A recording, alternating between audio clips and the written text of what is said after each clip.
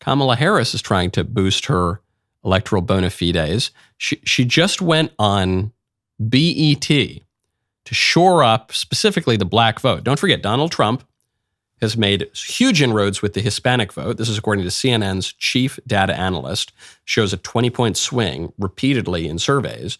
There's even a sign, and I know we hear it every election cycle, but CNN at least is talking about it this time, so the liberals seem to be somewhat scared that Trump is making inroads with black voters.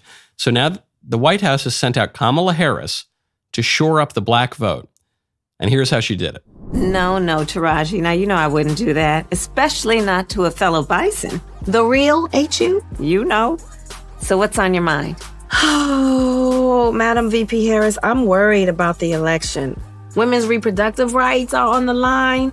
Our Supreme Court is on the line. Our basic freedoms are being tested, Madam VP. I know you've been traveling across the country. What are you hearing? Yeah, girl, I'm out here in these streets. And let me tell you, you're right, Taraji. There is so much at stake in this moment. The majority of us believe in freedom and equality. But these extremists, as they say, they're not like us. No, they not. There's a full-on attack on our fundamental freedoms. The freedom to vote. Yep. The freedom to love who you love, the freedom to be safe from gun violence, the freedom for a woman to make decisions about her own body, not having her government tell her what to do. You dig, Taraji? Listen here, man. Me and you, we come from the streets. You understand, Jive Turkey? That's right. We getting cool down on the back of the neck. You dig, muffa? Yeah, you know what I mean, man? This exchange between the lady from BET and our half Indian, I think, quarter Irish, maybe quarter African Jamaican vice president, exhibited far less fluency in the black colloquial English than the old white lady did in Airplane. Can I get you something? It's your mofo butter laying me to the bone, jacking me up. Tight me. I'm sorry, I don't understand. Cuddy say can't hang. Oh, stewardess, I speak jive. Oh, good. He said that he's in great pain and he wants to know if you can help him. All right, would you tell him to just relax and I'll be back as soon as I can with some medicine. Just hang loose, blood. She's gonna catch up on the rebound on the med side. What it is, Big Mama? My mama raised no dummies. I duck a rap. Cut me some slack, Jack. Say Cuddy only say we say be doing everything. Chump don't want to help. Chump don't get the help. Say can't hang, say 7-Up. Jive ass dude don't got no brains anyhow. Chump don't want to help. Chump don't get no help. There's no question about it. And that woman is a much more plausible articulator of the language that we out here in these streets than the vice president is. Really, really embarrassing. And you listen to that for 2 seconds. It was almost certainly filmed separately, too. So it wasn't even believable as a conversation, much less the ebonics that some hapless staffer convinced Kamala Harris to attempt to articulate. None of it was persuasive at all. No one believes this. This will only turn off not only black voters, but any voter. It's so embarrassing. Joe Biden just went up on stage and basically suffered rigor mortis on national television, and he's somehow less of an embarrassment than Kamala Harris. So you see the Democrats' problem. There's no Democrat ex machina that's going to enter the scene and become the great savior of the party and beat Trump. This is why, publicly at least, Barack Obama, Bill Clinton, Hillary Clinton are all coming out and saying Biden's the nominee. Just throw some orange paint on his face and try to prop him up, give him a slightly better cocktail of drugs. He's the best we've got going into November. Right now, go to expressvpn.com/Michael Knowles Show. Using the internet with that ExpressVPN is like having a first aid kit, but not keeping it stocked. Most of the time, you'll probably be fine. But what if you suddenly get into a horrible accident and there's nothing in your first aid kit to help you stop the bleeding? Every time you connect to an unencrypted network, like in a cafe, hotel, or airport, any hacker on the same network can gain access to your personal data. This includes things like your passwords and financial information. Doesn't take much technical knowledge to hack someone. All you need is some cheap hardware. A smart 12-year-old could do it. Hackers can make up to $1,000 per person selling personal info on the dark web. That is why I use ExpressVPN. ExpressVPN creates a secure, encrypted tunnel between my device and the internet so that hackers can't steal my personal data.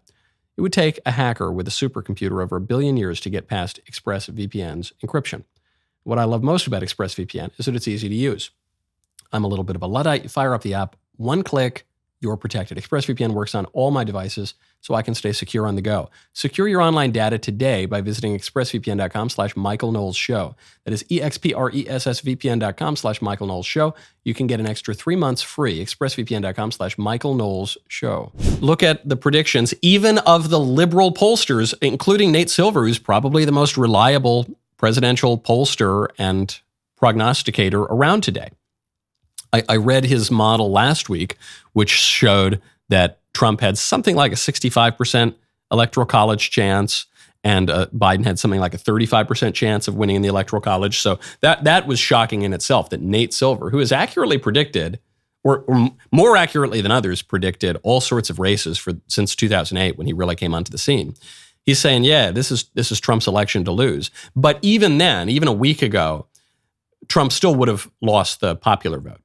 So Nate Silver still gave Biden an edge. I think it was 51-49 or somewhere thereabouts to win the popular vote, because Democrats have these states that are extremely populous, like California and New York. Now that's changed. Now, according to Nate Silver's predictions, Biden's electoral college probability has dropped even further, now down to 31%. Trump's has boosted up even further, now to 68.4%. And then Silver gives the popular vote edge to Trump. He says Biden has a 46.2% chance of winning the popular vote. Trump has a 53.8% chance. The popular vote does not officially matter at all in the presidential race. We don't elect our presidents by popular vote. But Republicans have had a hard time winning the popular vote since the year 2000. If Trump of all people, who we were told is the Mango Mussolini, the Trump who we were told is the grave threat to our sacred democracy, if the majority of people, not just the majority of states in the electoral college, but if the majority of people voted for Trump, the libs would still keep it up and they'd say it was still a great threat to democracy, but it would be even harder for them to make that argument, because democracy is what most people want. And if most people want Trump, that is just a literal expression of the democracy. Vox populi, vox dei, I guess, and make James Carville even angrier. Some people cannot be convinced, including a very popular liberal streamer who goes by the name of Destiny. I was on with Destiny yesterday, and a few other people, Tommy Lauren, a number of other people on Piers Morgan's show. And I thought Destiny was making a lot of pretty reasonable points, actually. He, unlike a number of Democrats now, was saying, look, we should stick with Biden because, well, he was saying exactly what I was saying on this, which is that there's nothing better. It's not that Biden's a good candidate, but there's just no way. When you consider incumbency, when you can consider Biden's name recognition, when you consider the fact that the backbench is absolutely terrible, when you consider how late in the game it is, he was saying, I'll vote for Biden. I don't care how demented he is. He went even further, though. Destiny said, I would vote for an urn. Forget about a demented guy or a cadaver. I would vote for an urn filled with ashes over Donald Trump. And Piers was really shocked by this, but I kind of get it. I get it. What Destiny is really saying there, albeit in a provocative way, is the president doesn't really matter. What Destiny is saying is something liberals have been saying for about 100 years, which is the job of the president is too big for any one man.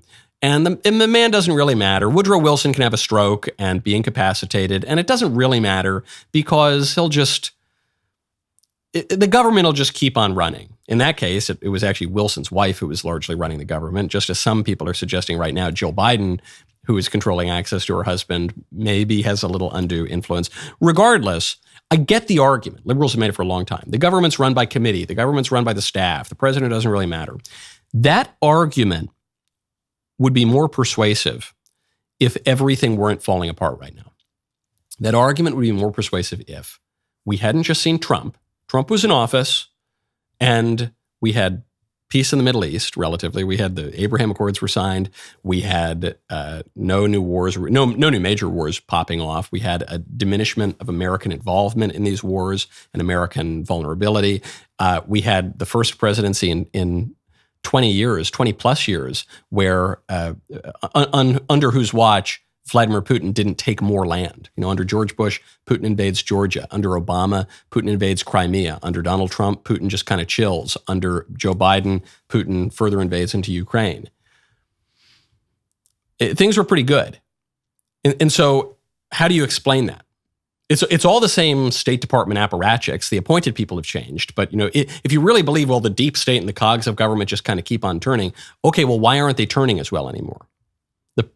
The president still does matter to some degree.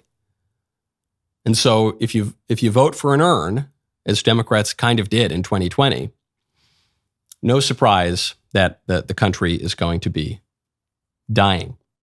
That was a really insightful clip. And if you want more of them, you have to ring the bell, subscribe to the Michael Knowles YouTube channel.